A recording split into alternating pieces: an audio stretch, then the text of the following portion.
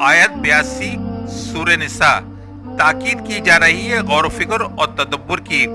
अगर तुम कुरान से रहनुमाई हासिल करना चाहते हो तो कुरान की सदाकत और उसके एक एक लफ्ज और आयत के मनजानिब अल्लाह होने में सिर्फ वही अपने दिल में शक ला सकता है जिसके दिल में दिमाग में फतूर हो।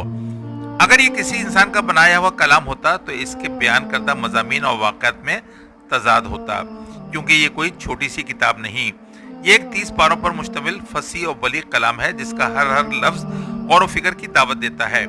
इंसान की बनाई हुई किताब में ऐसी फसाहत, बलागत और मेयार कहाँ कायम रह सकता है। इसमें गुजरी हुई कौमों और अंबिया के वाक़यात भी हैं जिन्हें बयान करना और तसलसल कायम रखना इंसान की छोटी सी अक्ल की बात नहीं। ये तो वो आलिमुल गयूब और खालिक कायनात का कलाम है कि जिसकी अजमत, बुजुर्गी और बड़ाई का इंसान कायल हो ही जा